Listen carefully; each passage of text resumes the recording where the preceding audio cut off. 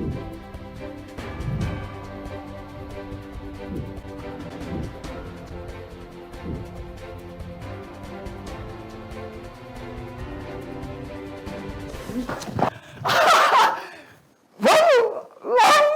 lá, galera. Olha só, o tio ficou aqui olhando para as nuvens. Galera, vamos começar que o tio tá olhando para as nuvens dos pássaros voando por aí, uai. Gente, vamos fazer uma coisa? Hoje a nossa aula, ainda dando aquela continuação das nossas aulas sobre piscicultura, hoje nós vamos falar especificamente da reprodução. Claro que vamos ver as instalações da reprodução, os machos, né, as matrizes e todo o processo de livinagem que nós falamos na última aula, tá bom? Dá uma olhada lá na tela. Olha aí, ó, aula 45.1.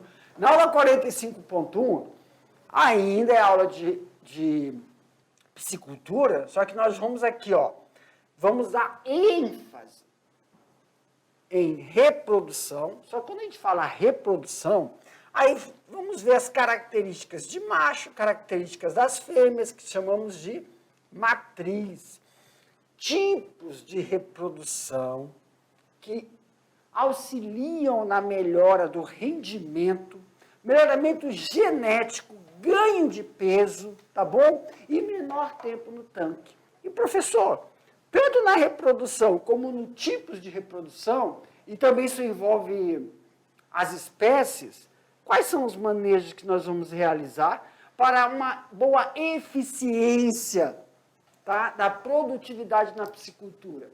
Aí nós temos as habilidades, né?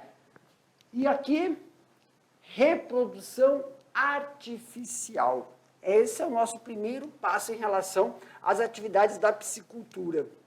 Então vamos lá? Olha só, um passo fundamental para o eixo da desova, o êxito, né, da desova artificial, é a triagem dos reprodutores. Então deixa eu pegar aqui, ó, deixa eu marcar para vocês, desova,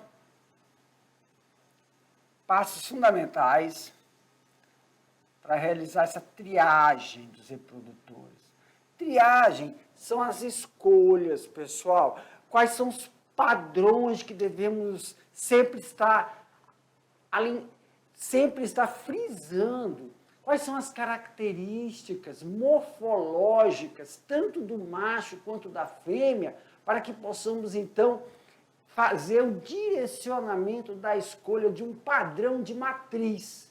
Aqui, ó, as fêmeas devem apresentar, olha aí, ó, abdômen abaulado, né? Abdômen abaulado significa aquele abdômen bem, não só flexível, mas bem avantajado, um abdômen que consiga obter uma quantidade de produção de ovas e não fique tanto estreito ou pressionado. Então aqui, ó, e que também possa realizar as apalpações. Nós apalpamos o abdômen desta fêmea durante o manejo de retirada das ovas. Então, abdômen abaulado, flacidez da região ventral, isso é muito importante. Tem a técnica de manuseio da região anatômica para essa flacidez que a gente necessita que tenha. E papilas urogenitais bem irrigadas. Papilas urogenitais, gente, ela fica avermelhada. Quando a gente fala irrigada de sangue, as papilas urogenitais, aqui pro tio, é um processo que nós realizamos pela visualização da morfologia da região abdominal, ali abdominal caudal do peixe. Quanto mais irrigada aquelas papilas, isso significa que já estão também próximo ao processo de realizar um manejo para a exclusão desses óvulos, tanto em fêmeas quanto em machos. É muito importante você observar esse tipo de anatomia, mas sempre falando para vocês uma coisa, nos machos, a liberação do esperma, ele vai quase direto, quando o macho já apresenta uma adaptação para o manejo de exclusão, tá bom? Olha lá na tela, aumenta aqui para o tio. Olha só, o procedimento mais comum de indução, como nós havíamos falado na última aula, mas aqui a aula específica nós não tínhamos mostrado, só tínhamos citado, é a indução por aplicação de extrato hipofisário. Professor, o que significa esse extrato hipofisário? Retiramos uma glândula, tá? Essa glândula da hipófise, na grande maioria, tem demonstrado excelentes resultados em carpas, tá? De maneira similar para outras espécies, como pacu e tambaqui. Então, quando a gente retira esse extrato hipofisário, é feito todo um preparo de maceração, utilizando medicamentos, utilizando também o processo de indução e facilitação, fazendo com que esse extrato hipofisário fique solúvel, a solubilidade desse extrato. Então, o processo de preparação é feito em um laboratório para quando for inserido na matriz, aí vocês estão observando que essa inserção é na região dorsal. Esta região dorsal localiza-se bem próximo aí, essa aplicação, da medula do peixe, facilitando e favorecendo que ocorra o processo de, como a gente fala, né? De indução para favorecer a disseminação desse extrato hipofisário no sistema do animal, auxiliando desta forma ele entrar em processo de ovulação, entrar em processo de produção das ovas, aumentando o potencial de fecundação desse animal. Aqui, ó, as fêmeas geralmente recebem 2 injeções de hormônios em um intervalo de 8 a 10 horas. Durante esse intervalo, durante esse procedimento, tá, que a gente fala, muitas pessoas utilizam o termo tempo terapêutico. O tempo terapêutico ele deve ser seguido à risca, mas isso é relacionado ao quê, professor? Ao peso do animal. Sempre a quantidade que é injetada nas matrizes vão ser diferentes, a não ser que você consiga realizar uma uniformidade nesse seu plantel. Desta forma, você vai auxiliar muitos processos de sucesso durante a aplicação. Já nos machos, a aplicação ela é única, diferente das fêmeas. Professor, antes que o senhor explique aí essa dos machos, aqui para mim. Sempre lembrando que fêmeas têm um processo hormonal totalmente diferente dos machos. Por isso que a segunda dose é muito importante e seguir à risca o período terapêutico de 8 a 10 horas. Exemplo, prof. Se muitas vezes você realiza esse processo terapêutico, esse processo de indução hipofisária, e sai do tempo terapêutico, pode ocorrer, então, a ineficiência do resultado esperado, tá bom? Já os machos não há essa necessidade. Os machos é aplicação única. Aumenta aqui para mim, galera. Então, nós temos só que lembrar que a única, né, recebe uma aplicação única simultânea. A segunda injeção nas fêmeas é com uma dose aí de 1 a 2 miligramas por peso do macho. Então, sempre lembrando que é para dar uma proporcionalidade. Em que, professor? Na quantidade de ovos e na quantidade de sêmen a ser excruzado, a ser retirado ou a ser colhido. Qual o procedimento, prof? Nós estamos mostrando aí a extrusados, né? Os gametas podem ser extrusados ou podem ser captados pela fertilização através do quê, professor? De um procedimento da injeção, mas com isso a gente faz aquele massageamento na parte abdominal. Muitos, né, ali entre as nadadeiras dianteiras em sentido para a região caudal. Isso é muito importante, antes da realização da extrusão, fazer essa massagem. Claro que isso vai ocorrer 48 horas após a aplicação. Com isso, nós temos o período, né, que é determinado período que a gente caracteriza aí, ó, período latência. O período justamente aonde ocorrem as formações das extrusões, determinado para se obter uma taxa de fertilidade e uma taxa de eclosão. Com isso aí, ó, a temperatura da água que vai receber, estão vendo aqui, ó, esse aqui é o processo de extrusão, é o processo de captura, que é feito a massagem da região dianteira para a região traseira, entre as duas nadadeiras dorsais da fêmea, retirada dos óvulos. Então, nós estamos vendo aí que tem um recipiente, ó, vou colocar aqui em vermelho, esse recipiente tem uma água que está a 28 graus, mais ou menos, para receber esses ovos. Muito cuidado, temos que ter muito cuidado em relação ao processo de choque anafilático. O que é isso, professor? É quando se tem uma alteração rápida na temperatura. Então, por exemplo, pessoal, a fêmea, antes de ser retirada, vocês estão vendo que tem um pano envolvendo o corpo da fêmea. Esse pano que envolve o corpo também estava mergulhado em uma água com essa temperatura.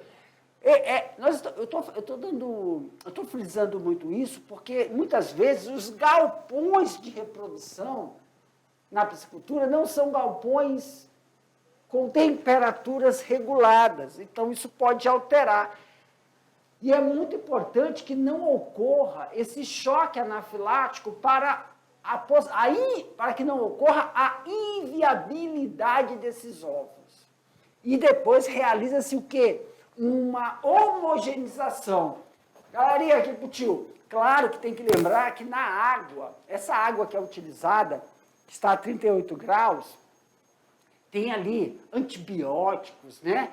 Para que não ocorra nenhum processo de infecção bacteriana advinda do manuseio do ambiente, porque logo após você vai homogeneizar para separar as ovas, porque elas estão grudadas com uma mucilagem, um muco. Isso tem que fazer o processo todo de homogeneização para que ocorra uma formação única entre essa mucilagem e a água, favorecendo assim a eficiência da fecundação quando for introduzido o sêmen do macho. Falando no sêmen do macho, aqui na tela, queridos, aumenta aí. Tem esse processo de retirada, né, do sêmen do macho, que é o mesmo processo da fêmea. Temperatura de 28 graus, o macho tem que estar coberto com pano para manter a temperatura corpórea dele. Lembra, se trata de animais piscilotérmicos. Eles não conseguem manter a temperatura, mas se tiver em um ambiente com a temperatura necessária, eles vão manter. E aí também faz a massagem. Só que a massagem... Aqui pro tio. Na fêmea, vamos supor, aqui se eu sou a fêmea, aqui é a cabeça, aqui são as nadadeiras. Começa entre as duas nadadeiras para a parte ventral, perfeito? Olha só, tá aqui a imagem, vocês estão vendo a imagem, eu vou voltar a imagem para vocês lembrarem da fêmea, ó. É aqui, não é isso? Agora, no macho, não. No macho, quando a gente vai observar, é na região abdominal, lateral, tá bom? Aumenta aqui para mim agora. Então, nessa região lateral, vai da nadadeira para a região da cauda, onde nós observamos aí que o orifício ele é bem irrigado. Tá vendo que ele é avermelhado? Isso já mostra que o animal está preparado para que ocorra a exclusão dos espermas. E aí você retira e faz, então, o processo de homogeneização. Dentro do processo de homogeneização do esperma da fêmea, nós temos aí, então, uma coloração amarelo claro, né? E eclodem aproximadamente 45 horas após o processo de homogeneização da fertilização que é realizado em bacias. Mas aí temos que tomar um pouco de atenção também, dado o momento da coleta do sêmen, que pode evitar contaminação. Então, tanto com a fêmea e o macho, isso pode acontecer, mas é visualizado, já é visualizado a minha cara, é já observado que quando você faz essa extrusão, essa retirada do sêmen do macho, eu vou voltar um pouquinho, quando você faz a retirada do sêmen do macho, no final ele solta uma urina, tá bom? Todos os animais, na grande maioria, logo após a reprodução, logo após a ejaculação, todos os animais realizam o processo de urinar. E aí tem que tomar cuidado que o peixe faz a mesma coisa. Como você está fazendo e está vendo que está finalizando, você não tem que evitar cair a urina do animal dentro do pote. Professor, mas muitas vezes, como é que é evitado isso? Com medicamentos. Se utiliza medicamentos porque não pode ocorrer a urina. A urina, ela contém ureia, nitritos, e pode desequilibrar o pH da água que é utilizado, que o pH da água, que está em torno de 6, né? Uma água ideal, e não pode, para não ocorrer a hemólise ou a morte dos espermas. Então a gente coloca aí, pessoal, se utiliza antibióticos e utiliza também produtos que auxiliam a manter o pH da água para não ocorrer a morte dos espermatozoides. E, claro, dos óvulos, porque se você alterou esse pote verde aí, que está rico, cheio de esperma, na hora que você for misturar com as ovas, você pode inviabilizar o sucesso de fecundação, porque é um processo de fecundação externo. Ok? Então, vamos voltar para lá. Deixa eu voltar, a exclusão. E bem aqui, ó, o que eu estava falando, evitar a contaminação. Então, quando a gente está falando de evitar a contaminação, nas fêmeas, devido à água utilizada, os machos, devido o quê, professor? Que todo macho, na hora que termina a ejaculação, vem o processo de urinar. Isso é fisiológico, tá? Depois, isso aí vocês conseguem... Na biologia, vocês já viram isso. O suíno. Deixa eu até lembrar a questão da suinocultura, porque na suinocultura é diferente. Eu acho que os meus amigos, na suinocultura, ele é diferente. Como assim, professor? Na suinocultura, nós realizamos, então, a retirada dos espermas e ele não urina, mas ele ejacula um líquido que é muito semelhante a sagu. E esse líquido vai evitar com que a fêmea perca os espermas recém-introduzidos. Então, o que a gente observa? Olha, para bater isso aqui é triste. Consegui. Aqui para mim, galerinha, vem cá. O que eu estava falando para vocês sobre processos fisiológicos. Então, vamos lá. Quando a gente está falando de reprodução, eu vou comparar agora com outras criações. Então, muito importante lembrarmos o quê? Temos que saber o comportamento animal da criação que vamos fazer. E dentro desse comportamento geral, galera, tem um comportamento animal do reprodutor, da matriz, dos filhotes e da engorda. São comportamentos. E esses comportamentos nós devemos mantê-los durante o processo de manejo. Como nós estamos falando de reprodução, quando você faz a reprodução do cachaço, que nós já vimos nos suínos, ocorre de duas formas, ou a monta natural ou por inseminação artificial. Quando você faz a monta natural, tem a desvantagem que você utiliza um cachaço, toda a energia de um cachaço, para uma marrã, não é isso? Ou uma matriz. Marrã é sempre as porcas de primeiro cio, de primeira relação sexual, e as matrizes já são porcas que estão acostumadas com o processo de reprodução.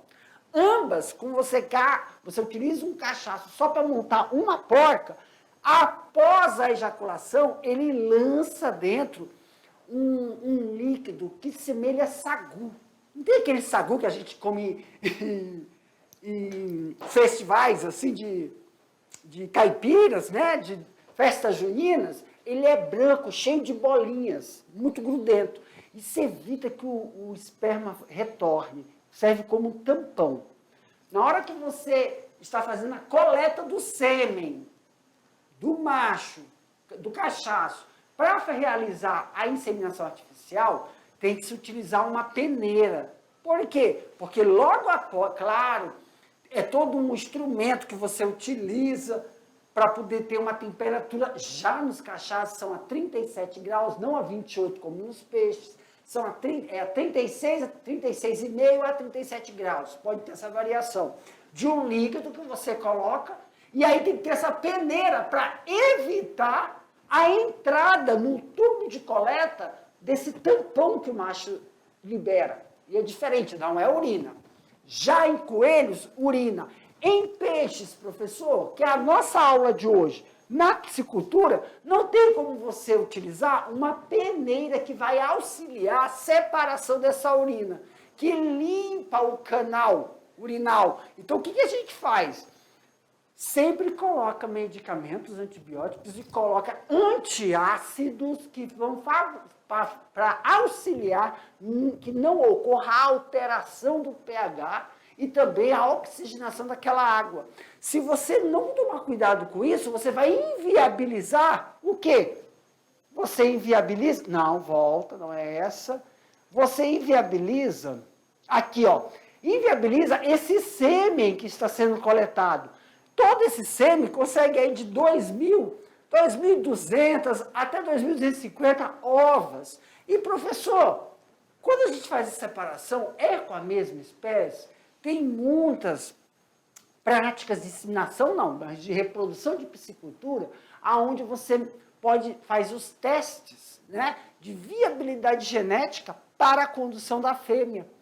Nisso nós temos que levar em consideração que após a mistura, que tem que ser gradual, tem que ser uma mistura lenta entre os potes das ovas, porque quando você pega a ova da fêmea, olha um negócio aqui na tela, quando você está pegando a ova da fêmea, olha aí, que essa coloração amarelada, ela é grudenta por causa da mucilagem.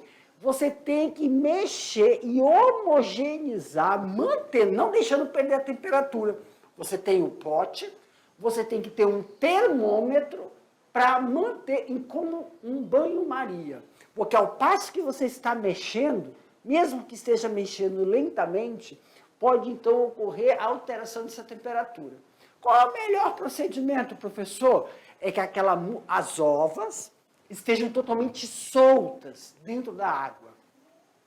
Desta forma, bem soltinhas, nada de ficarem grudadas. Por quê? Desta forma, na hora que você for misturar o sêmen do macho, vai favorecer um percentual maior de fecundação.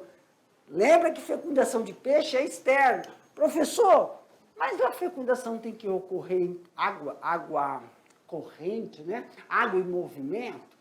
Isso, quando as ovas estão no sistema natural, no rio, no riacho, que elas estão em grumos. Aqui não vão estar em grumos, porque o que a gente quer é quase 95% de sucesso na fecundação. Mas se fizer com os cuidados de manter temperatura, utilizar bactericidas aqui ó, bactericida na água das ovas e antiácidos na água da coleta dos espermas, aqui ó, isso, na coleta dos espermas, você tem que, na coleta dos espermas, o importante é não permitir que ocorra essa alteração da qualidade da água, da acidez, do pH da água, ok? Na hora que você misturar, aí já o antibactericida que está fazendo na fêmea já auxilia a sobrevivência dos espermatozoides, tá bom? Com isso, professor, pode passar isso aqui, já falamos sobre isso. Aí, temos a eclosão, primeiramente a eclosão, nós chamamos eles de larvas, são larvas, os filhotinhos, Essas larvas, galerinha, elas não se alimentam, não tem necessidade de alimentação das larvas no primeiro momento. Por quê, prof? Porque eles têm a bolsa nutritiva, tá? Eles têm em torno de um tamanho de 3 milímetros, sendo que começam a se alimentar somente de 40 a 48 horas após a eclosão. E qual é a alimentação que devemos preparar? Aqui, ó.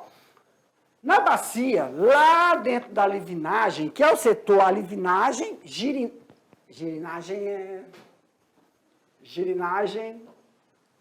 é rã. No setor de alevinagem, ele é dividido em dois dentro da piscicultura. Tem a larvagem e a levinagem.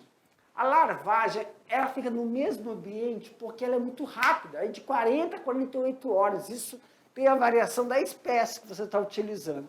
As larvas dos peixes, elas não se alimentam nesse período. Então, é um período que você utiliza para preparação. Preparação o quê, professor? Para essas larvas, quando chegarem no estado que logo acaba os nutrientes, chega no estado de se alimentar com o quê? Fitoplânctons e zooplânctons. Professor, fitoplâncton são aquelas microalgas que aí o piscicultor tem que cultivar para fornecer para esses animais após o desenvolvimento larval para o desenvolvimento dos alevinos. Mas aí, quando você utiliza fitoplâncton, são animais não carnívoros, são peixes não carnívoros, mas também você tem os zooplânctons, que são microartrópodes, que aí vão fornecer como alimento para esses alevinos. Tem piscicultores que já fizeram um processo de quê? Misturar 50% de fitoplâncton com 50% de zooplâncton para a alimentação dos alevinos após 48 horas. Mas, professor, sempre temos que lembrar que na hora da introdução dessa alimentação, ocorre a alteração da quantidade de acidez, né? A estrutura físico-química da água. E é muito importante lembrarmos o quê? Que essa água vai estar em tanques. E esses tanques de 1.000 litros, né? Tem um até que é de 500 litros. Cada tanque desse tem uma possibilidade de contaminação durante o processo de alteração. Filtros. Os filtros utilizados para captar a água, que vai manter essa oxigenação também dentro do setor de alevinagem, é muito importante. E qual é a temperatura utilizada nesse ambiente? 28 graus até 30 graus. É pequena essa variação, mas não pode deixar passar de 30. Por quê? Você pode alterar o sexo do filhote durante o processo ainda de desenvolvimento larval. Tá bom? Aumenta a tela aqui para mim, galera. Então, olha só. O saco vitelíneo, como eu falei para vocês, não sei se vai dar para observar, mas o saco vitelíneo dele está aqui, ó. Se vocês estão vendo, bem aqui. Esse saco vitelíneo não é nutritivo e não há necessidade de ocorrer o quê? O fornecimento da alimentação após as 48 horas. Estão observando que tem uma lâmina de bolha, é muito característico na fase larval. Então, aqui para mim, professor, mas como eu peguei o macho, peguei a fêmea, retirei os espermas do macho, coletei o óvulo, só que aí você tem que colocá-los antes da exclusão, antes da retirada do esperma e dos óvulos, você tem que deixar o macho no tanque que vai receber o quê? Essas larvas. Porque o macho realiza o processo de formação de bolhas. Fica uma lâmina de bolha. E aí, na hora que ocorre a eclosão, na fecundação, você pega aquelas larvas e introduz no tanque, claro que já não está mais o macho ali, para que essas larvas consigam realizar, então, o processo de troca gasosa, tá bom? Durante as 48 horas que elas vão sair de estado de larva para alevinos. E aí, sim, nesse mesmo tanque ocorre o fornecimento nutricional ou de zooplâncton ou a nutrição de fitoplâncton. Aí eu vou só lembrar vocês, eu sei que tem alguns filhos de piscicultores que falam aí, professor, lá a gente coloca 50%. Só que aí quando vocês realizam isso, tem que saber que as algas tem que ser em proporções que eles se alimentem, porque se ficar, apesar de ser, essas algas são fitoplânctons, né? São microalgas, mas se não manter a quantidade, quer dizer, se você deixar elas se reproduzirem, elas podem alterar o pH dessa água e podem prejudicar o desenvolvimento até chegar em que fase? Prof, aumenta aqui para mim, chega nessa fase aqui, ó, que é a fase em que os peixes aceitam o alimento. Calma aí, que alimento? A ração, só que não é ração seca. Calma aí que eu vou só... aceitam após o processo, né? Isso aí dura uns 30 dias, tá, pessoal? Da larva até eles começarem a receber ração, é uns 30 dias, um mês. Então, vou só colocar aqui, ó, aceitando ração. Só que essa ração é úmida. Como assim ração úmida? Vem aqui para mim. Você tem que pegar um ração, um farelo específico para os alevinos. E depende da espécie. Você vai pegar um farelo. É igual quando a gente faz... Como é que é aquele negócio que a gente come com milho? Cuscuz! Come com milho é bom, hein, Jefferson? Não tem quando a gente vai fazer cuscuz? Você pega o farelo, que você vai dar para esses alevinos, e você adiciona água e mexe, hidrata. Então, nos livros está escrito assim, úmido, mas na verdade você vai hidratar. Você joga uma quantidade de água, mexe aquele farelo como se estivesse fazendo cuscuz e deixa descansando. O que acontece? Ele tufa, ele incha, mas não fica molhado, não fica encharcado. Você só hidratou. Quando você pega o cuscuz, que você hidrata, você aperta, não mina a água. E quando você solta, ele fica esfarelado, mas ele está hidratado. É neste ponto que você fornece o farelo para esses animais, tá? Que vai ter um teor aditivo, tá? Para fornecer as proteínas e os minerais e as vitaminas necessárias para o desenvolvimento do animal. Aumenta aqui a tela, Butil. Isso quando acontece, prof, após 30 dias da alevinagem, os peixes vão passar, então, por triagem. Cerca de 12 centímetros eles vão ter. Isso vai ter mais ou menos de 30% a 40% de sobrevivência. Levando em consideração o quê, professor? Volta aqui para mim. Isso tem que levar em consideração, pessoal, o manejo de limpeza que eu estou falando para vocês, desde o setor de larva, alevinagem, e quando eles chegam no processo de receber a ração, limpeza é manutenção da água. Não podendo deixar restos de ração, precipitando no fundo do tanque e passando por um processo de fermentação. Isso não pode acontecer, porque isso pode prejudicar o desenvolvimento e a sobrevivência dos alevinos. Por isso que muitas vezes você tem aí de 30% a 40% de perda do desenvolvimento desse animal. Tá bom? Prof, uma das coisas para evitar, sempre, pessoal, quando você está utilizando essa ração, é a quantidade de ração que você oferece para aquela população de alevinos. Muitos, sempre lembrando, a gente está falando de tanque dentro de galpão. Se utilizam caixas d'água mesmo, aquela caixa, ou então lonas, nunca em setores abertos, são setores fechados, para favorecer também, a evitar aquela variação de temperatura da água. Todo esse processo que eu estou falando para vocês, tem que tomar muito cuidado com a temperatura dessa água, porque ou vai prejudicar o desenvolvimento desse animal, porque ele precisa manter o metabolismo para se alimentar, tem que estar com o metabolismo alto, e se você aumentar muito a temperatura, vai favorecer que ocorra a fermentação se tiver resíduos de ração. Eu estou falando aqui, estou pensando no professor, O senhor está falando isso dentro desse setor, mas não tem peixes que necessitam que a gente coloque fruta, frutíferos, ou então pedaços de carne, porque eles têm aquele processo de alimentação carnívora. Dentro do setor de alevinagem, só tem 3 processos de fornecimento do manejo de alimentação. O primeiro você não fornece, que é até 48 horas, porque eles têm o saco nutritivo, a bolsa nutritiva, né?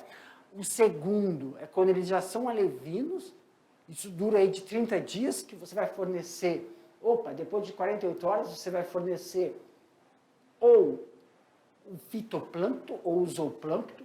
Muitos produtores auxiliam 50%, né? Mistura de 50% dos dois para controlar as condições físico-químicas da água, e depois você vai começar a entrar com o farelo, a ração específica para alevinos, úmida. Quer dizer, úmida, aí é entre parênteses que você tem que colocar aí. Úmida significa que ela é hidratada, não pode de forma alguma estar ensopada, encharcada, é hidratada.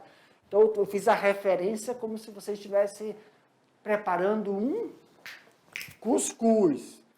E aí sim, depois que esse peixe, esse alevino, alcança aí um peso médio, tá? Que é para em 90 dias, ele vai, que é aquele denominação de...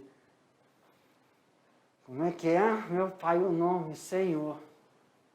Lambarizinho, né? As lambarias, os peixes, os jovens, a forma jovem, aí que ele vai para a ração, que tem a estrutura de pellet, não é mais farelo, é pellet. Tem a diferença da gente fazer a hidratação com farelo e aqueles pellet, aquelas bolinhas, ou então são redondas, pequenininhas, aí sim eles vão para o setor de receber essa ração de desenvolvimento e preparo para engorda.